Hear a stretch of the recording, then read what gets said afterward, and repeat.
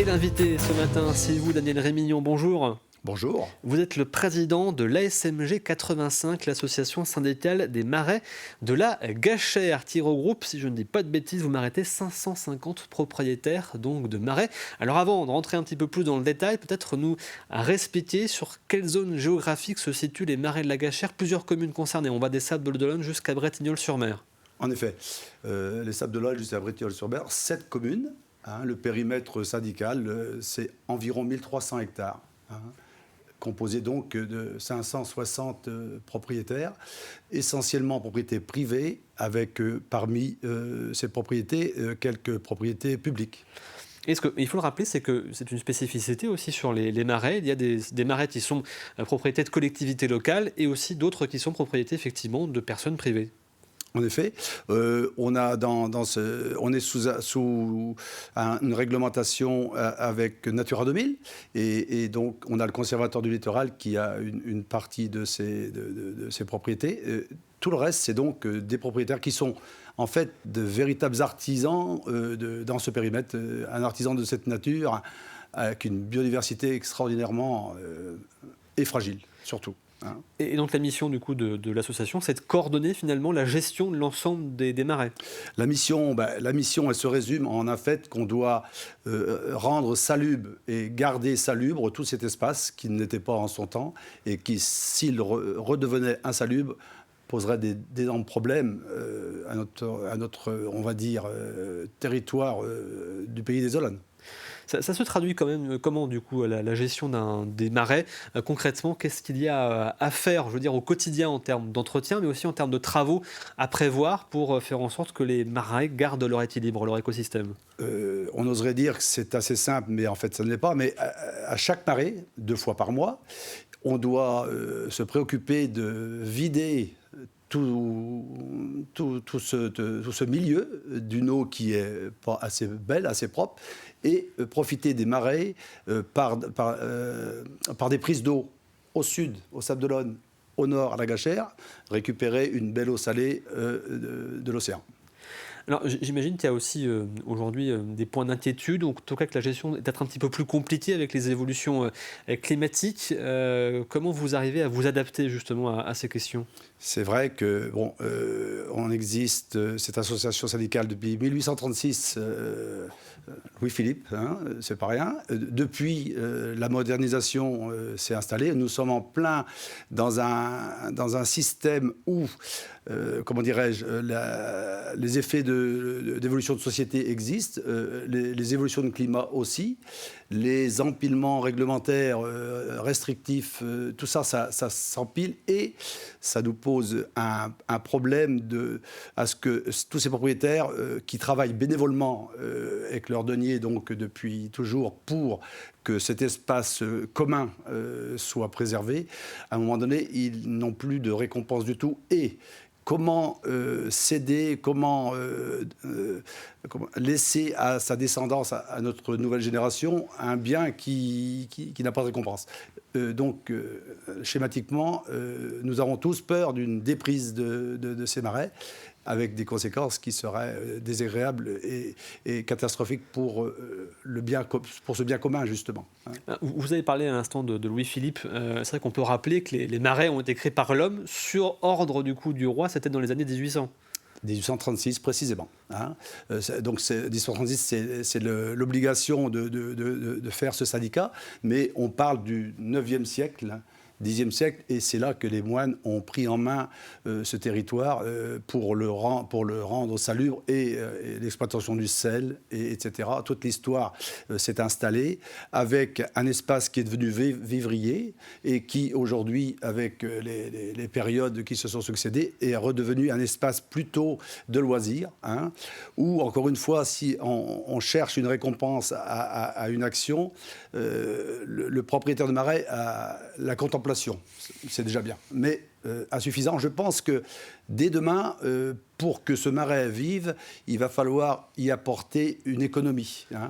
Une économie, bien sûr, aujourd'hui l'économie prime surtout, on le sait, et pour le marais, si on met en place un plan de gestion aujourd'hui, c'est dans cet esprit-là de mettre une économie sur le marais. Alors, économie bleue, carbone bleu, taxe carbone, enfin tout ce qu'on veut imaginer, sans égratigner un millimètre ce milieu quand même, et ce patrimoine à la fois paysager et culturel.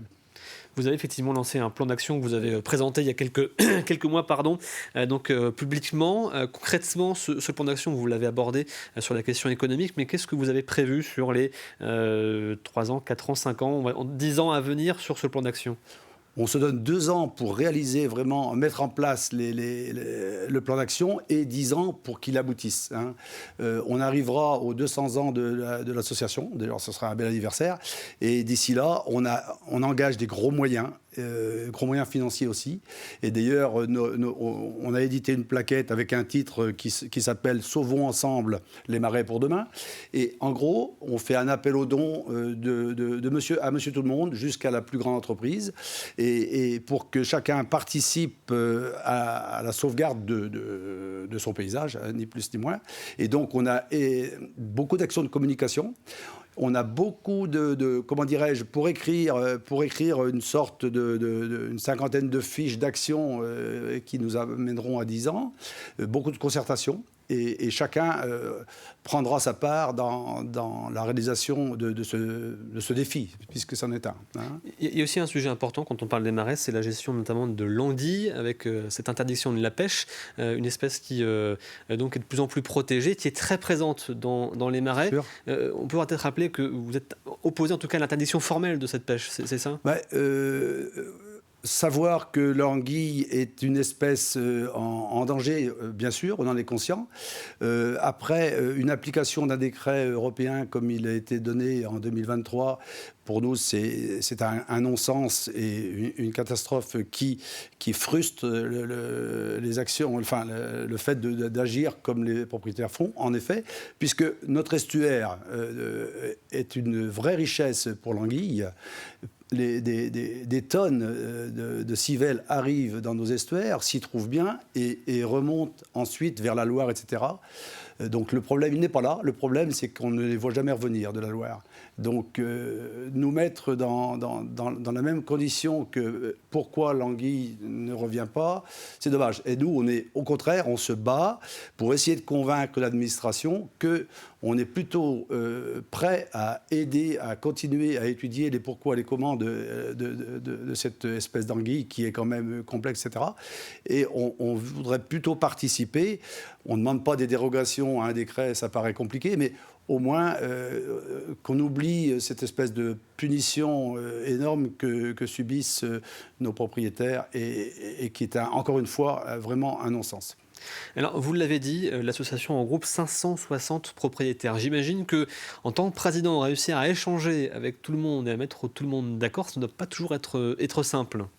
Mais au bout de 10 ans, on s'aperçoit qu'après beaucoup d'écueils et de difficultés, on y arrive, puisque, encore une fois, on a diverses générations de gens du Marais, et aujourd'hui, on commence à côtoyer les jeunes générations, qui ont 30 à 40 ans, et de toute façon, ce syndicat, il est la propriété de tous les propriétaires, et c'est pas un bureau syndical qui décide tout, et c'est par la concertation. Donc, c'est souvent difficile, mais jamais impossible. Et on avance très bien.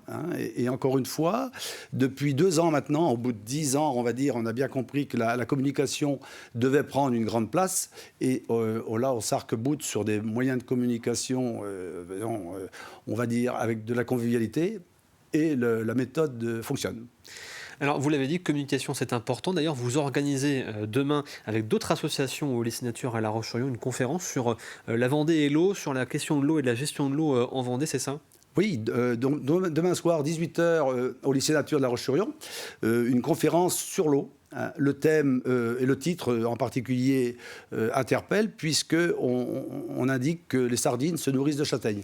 Donc tout est dit. Notre milieu de marais, il est bien une transition entre mer et terre, et que chacun a sa place à prendre pour le faire fonctionner. Donc on aura des intervenants de qualité, et on va reparler du cycle de l'eau et des préjugés qui existent, qui sont des non-sens aujourd'hui. Si je résume, à la limite, en Vendée, on ne manque pas d'eau, mais on l'utilise mal. Daniel Rémillon, pardon, je vous en prie, finissez. Oui, donc dans ce genre de manifestation, on sort du forum de la mer au Sable d'Olonne pendant une semaine. Donc on a également côtoyer le grand public et expliquer.